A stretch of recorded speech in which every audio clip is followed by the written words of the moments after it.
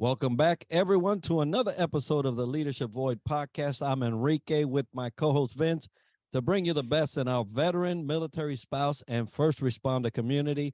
And Vince will introduce today's guest. Thanks, Enrique. Happy April again. We have another awesome individual from our wonderful Air Force. Who we have? We have Kofi Douhadji. He's from Papillion, Nebraska. Guess what? We're so excited to know about this young man. He's a founder of Flying Wings. He's an author. He does a plethora of different things. But first, let's start off, Kofi. Tell us a little bit about you. Well, thank you very much, Enrique and Vince, for the opportunity.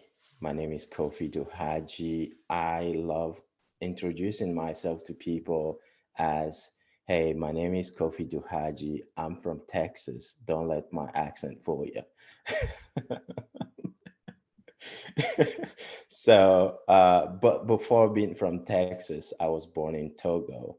Togo is a beautiful country in West Africa along the ocean, the Atlantic Ocean.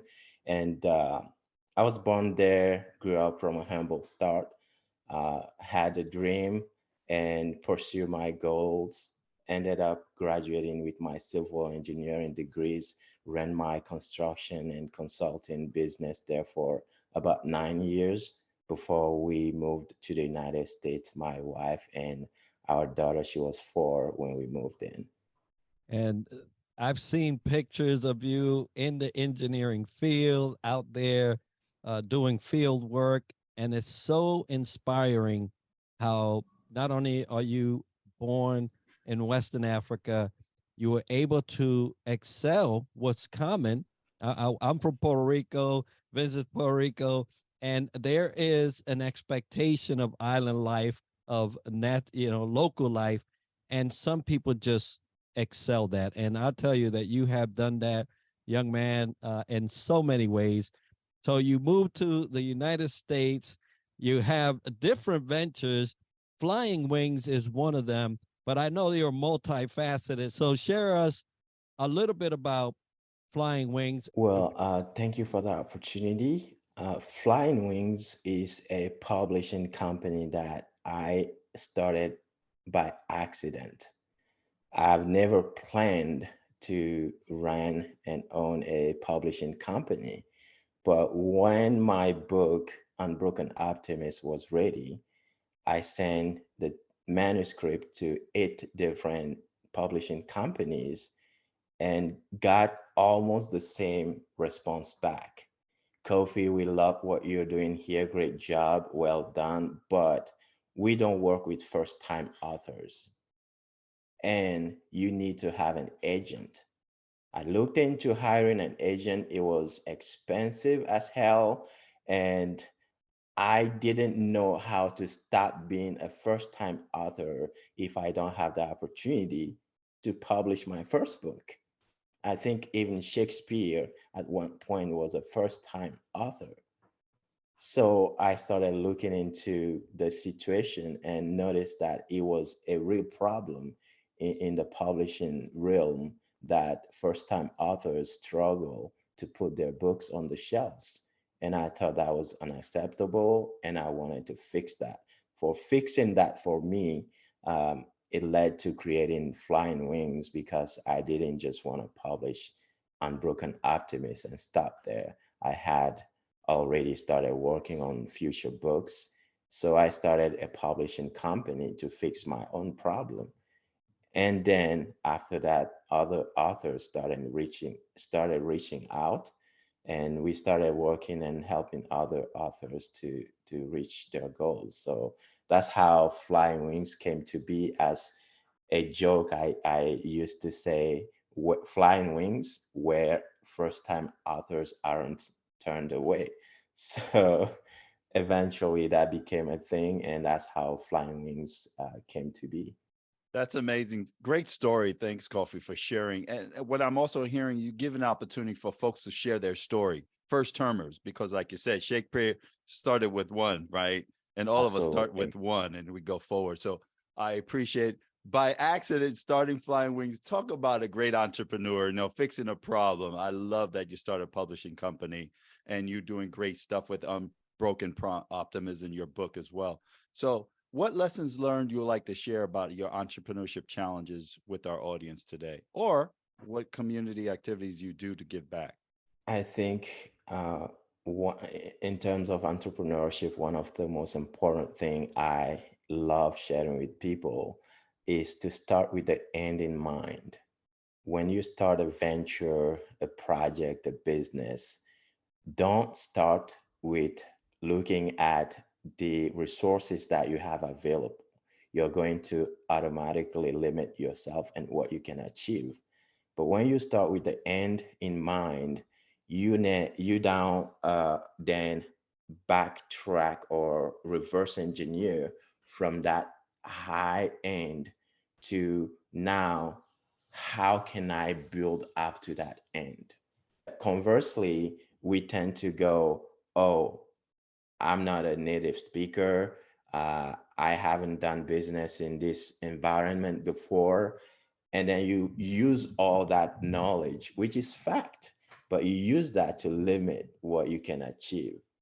So I think when you venture on your entrepreneurship journey, look at what exactly you're trying to achieve. And now ask yourself, what is it required for me to get there? And then start planning step by step. Be patient, persevere, and you will get there. If I can start a publishing company that is growing and doing well in the United States, I moved to this country at age 31.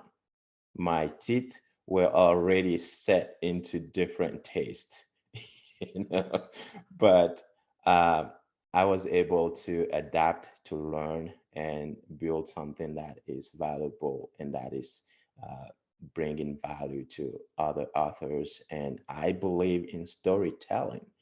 When we share our stories, we enable other people to feel less lonely and to know that there's someone out there just like me who has been in my shoes where I'm at today, who is now ahead of me in the journey, and who can be a testimony that I too can achieve such things.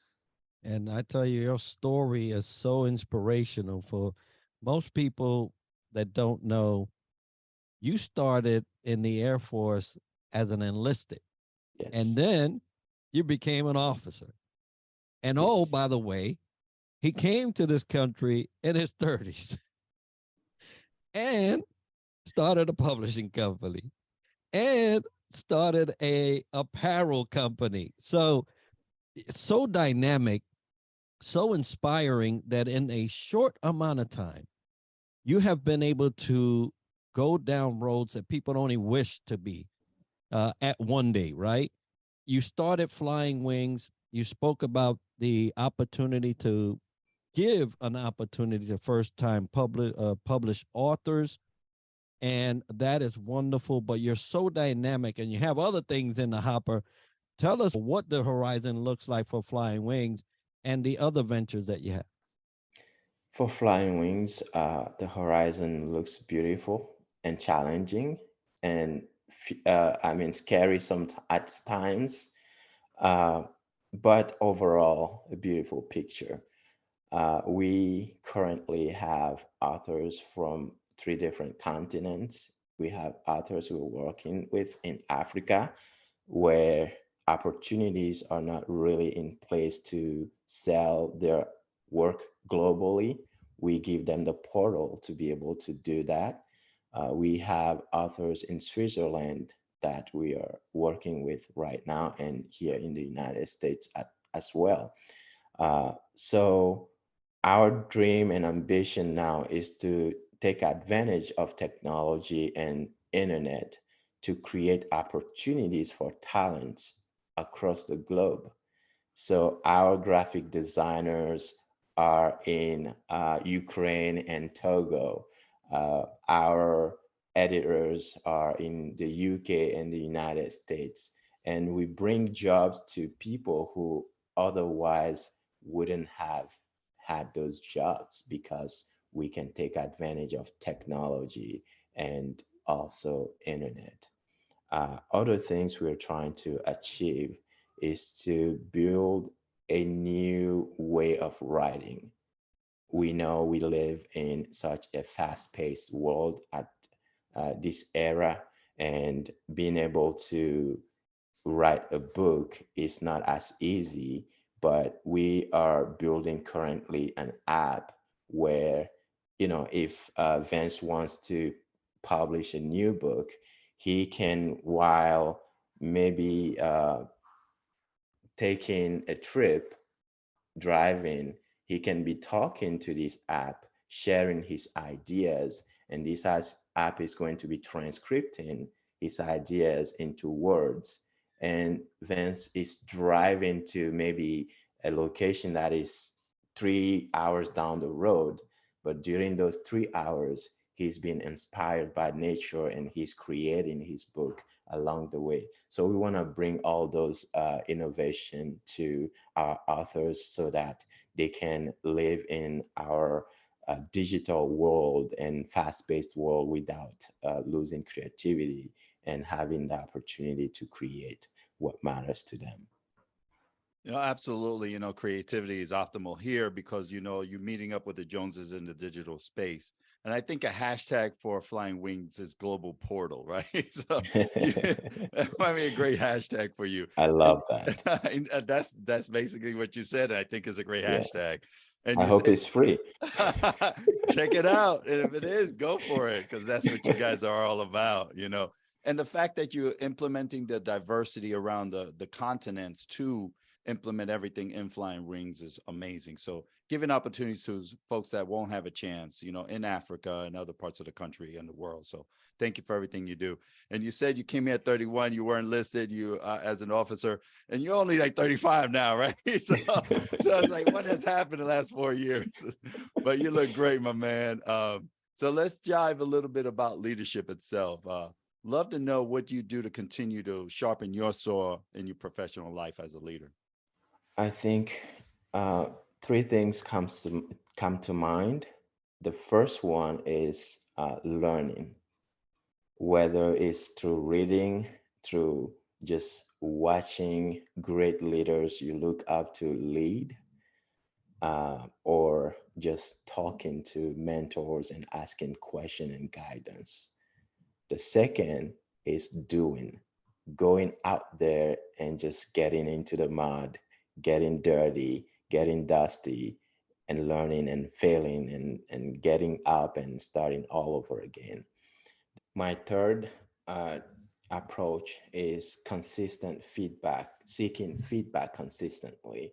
And I always ask my mentors and people I trust who have that experience in leadership to give me feedback, not to worry too much when I'm doing well, but when I have room to grow somewhere, that I definitely beg them to let me know, even if it's some uncomfortable conversation. And when you build that groundwork of foundation up front, when those moments happen, people are more likely to feel comfortable to having those uncomfortable conversations with you because you've already made it known that it's not going to get under your skin, and that your feelings are not going to be hurt because you are seeking that feedback to grow. So those three tips have helped me grow as a leader.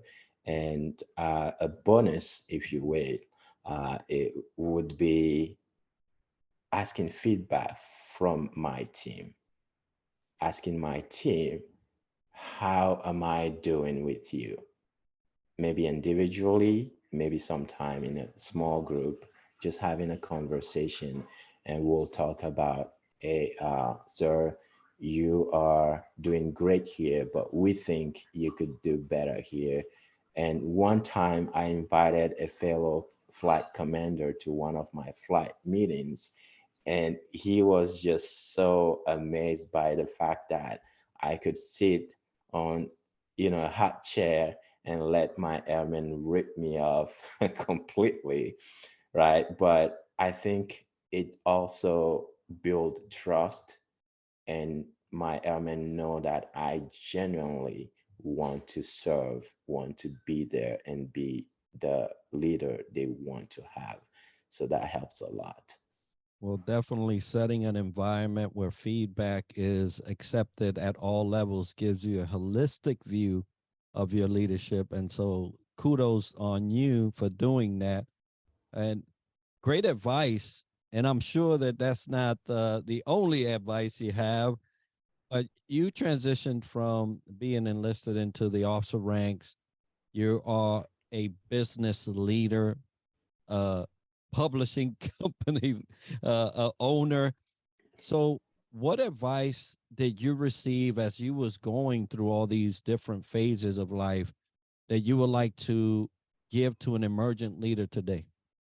I think one of them that I value a lot would be leadership is not about you, it's about them. It's about adding value to other people's life and making their life better. Same in business. When you start a business, you just don't. I've worked with people who they're starting a business for a very specific reason to make money. Well, uh, any business, every business needs to make money, but you just can't make money because you have a business. You add value to people and they respond back with money. So focusing on problem solving and quality of life improvement, those are going to drive you to find solutions to problems that people will be willing to compensate you monetarily for. In return, you can help them solve their problems. Absolutely. Don't focus on that end in mind is going to happen if you focus on definitely those three things that Kofi shared with folks. So problem Absolutely. solving being one of them. So I appreciate, and adding value is another. So definitely a great advice giving to our audience today. Kofi, just curious, memorable aha leadership moment. I know you have a little bit of their pearls of wisdom you'd love to share. Give us one that exploded with you and you'd like to share with our audience today. Uh, so I was on this century ride with a group of people. We were riding a bicycle for 100 miles. And I've done it multiple times through the same trail, the Centennial Trail in Washington State. So I knew the trail, I had the experience, and I had the endurance, and I knew a few tricks I could use when we are going uphill, downhill, and so on and so forth. So when I started, I was upfront and driving my friends to that end goal where we hit the 100 miles mark.